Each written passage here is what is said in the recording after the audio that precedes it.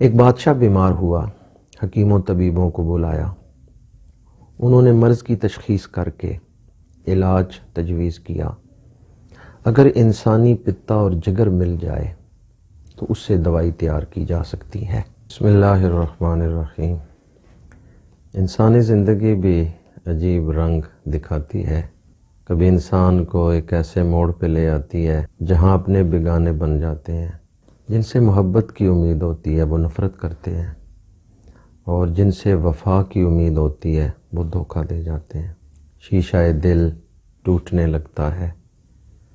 انسان اپنے بنانے والے کو پکارتا ہے، تو نے کہا ہے لا تقنطوا تو لے سنبھال، گرنے لگا بندہ تیرا۔ تو نے کہا ہے لا تقنطوا لے سنبھال، گرنے لگا بندہ تیرا۔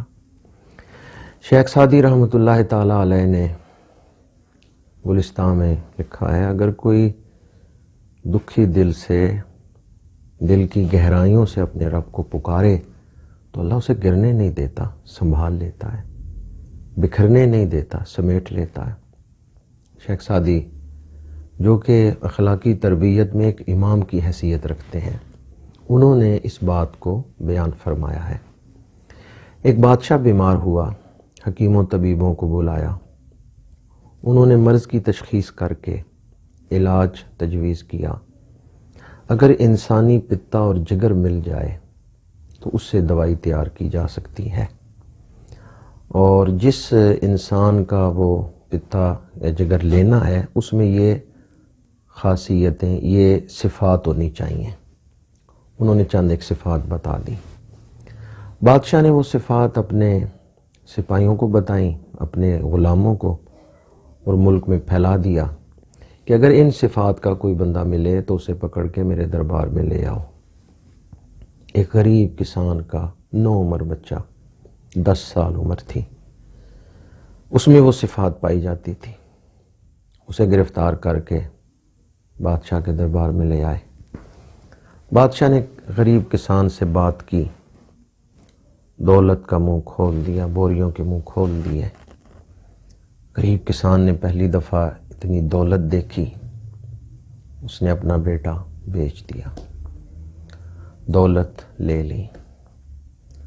پھر بادشاہ نے اس بچے کو قتل کروانے سے پہلے قاضی سے فیصلہ کروانا اپنے حق میں ضروری سمجھا، تاکہ کہیں کل کلاں عوام میرے خلاف نہ ہو جائے کہ اس نے اپنی دوائی بنوانے کے لیے ایک بچے کو قتل کیا اور اس کا پتا اور جگر حاصل کیا۔ قاضی کو بلایا۔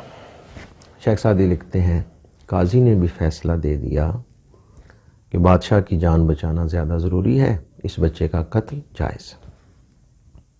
جلاد آگے بڑھے، بھرے دربار میں حکیم اور طبیب اوزار لے کے کھڑے ہیں کہ جب بچہ قتل ہوگا تو انہوں نے مطلوبہ اعضاء نکالنے ہیں۔ باپ بھی کھڑا ہے، قاضی بھی کھڑا ہے، جلاد آگے بڑھا۔ بچے نے بڑے اطمینان سے مسکرا کے آسمان کی طرف دیکھا۔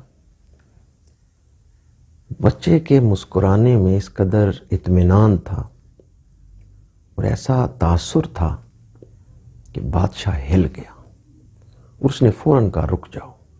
جلاد رک گیا۔ بادشاہ نے اس بچے کو اپنے پاس بلایا اور کہا موت تیرے سامنے تھی اور تو مسکرا رہا تھا، اس کا سبب کیا ہے؟ اس بچے نے کہا اس دنیا میں انسان کو جن رشتوں میں قدرت نے پرویا ہے، ان میں سب سے زیادہ انسان کو جہاں سے محبت کی امید ہوتی ہے وہ اولاد کے لیے والدین ہیں، لیکن مجھے تو میرے باپ نے بیچ دیا اور دولت حاصل کر لی۔ اس سہارے نے بھی مجھے چھوڑ دیا، سہارا ٹوٹ گیا۔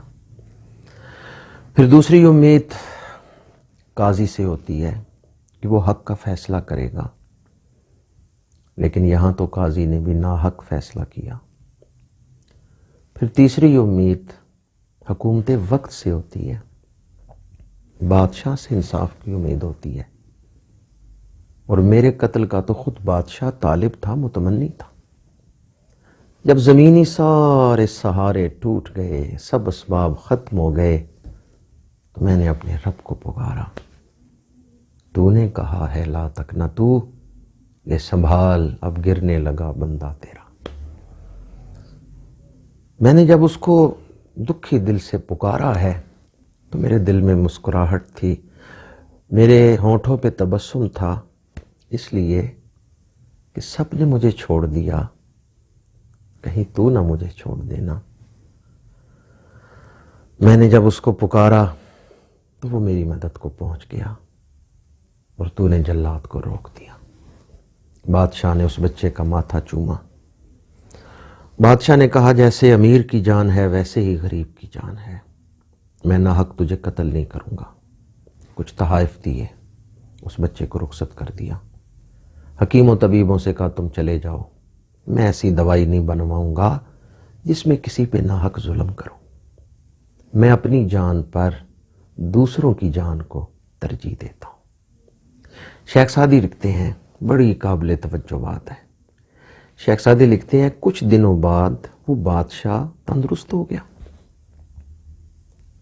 اللہ کا فضل ہو گیا، جس نے دوسروں کی جان کو اپنی جان پر ترجیح دی اللہ نے اس کو شفا عطا فرما دی، جس نے دوسروں کی جان کی فکر کی اللہ نے اس کو شفا عطا فرما دی۔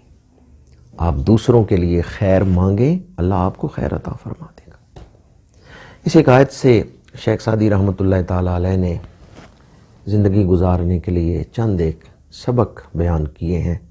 ان میں سے ایک سبق تو یہ ہے، حالات جتنے بھی خطرناک ہو جائیں اور جیسے بھی بگڑ جائیں کبھی مایوس نہ ہوں، وہ اللہ کی قدرت میں ہے، رب جب چاہے ان کو سنوار سکتا ہے، ٹھیک کر سکتا ہے۔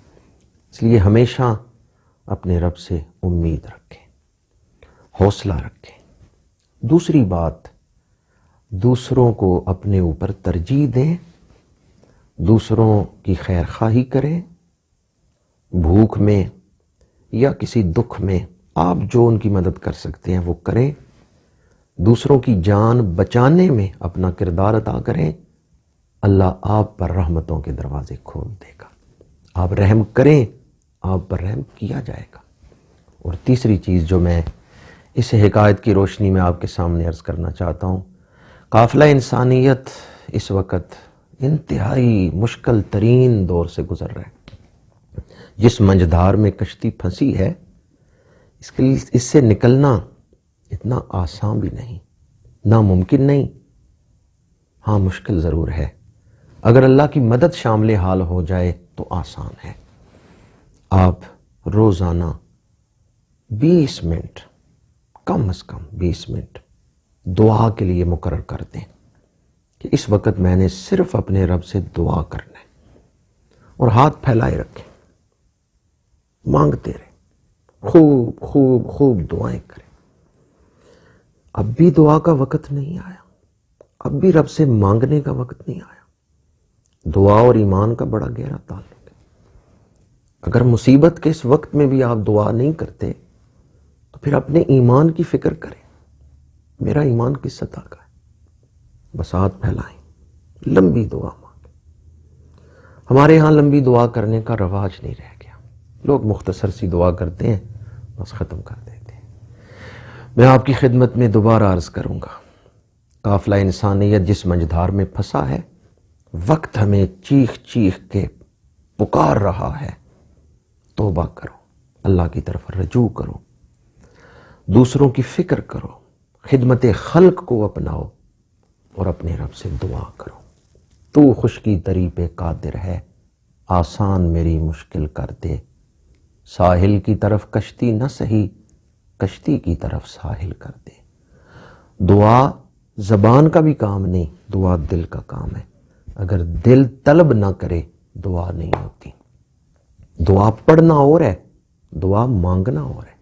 آپ مانگیں اللہ سے، جیسے بچہ ضد کر کے والدین سے مانگتا ہے تو اس میں جو اصرار ہوتا ہے یا اس کو جو یقین ہوتا ہے کہ میرے والدین مجھے دیں گے، دے سکتے ہیں، وہ اصرار کر کے مانگتا ہے بلا تشبیہ و بلا تمثیل۔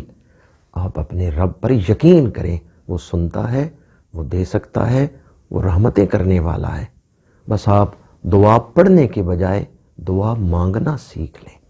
اللہ عمل کی توفیق عطا کرے. دکھی دل کی صدا جب اٹھتی ہے تو عرش عظیم تک پہنچتے ہوئے راستے میں کوئی شے رکاوٹ نہیں بنتی. اللہ تعالی ہمیں حالات کا احساس عطا فرمائے، ہمارے دلوں کو نرمی عطا فرمائے.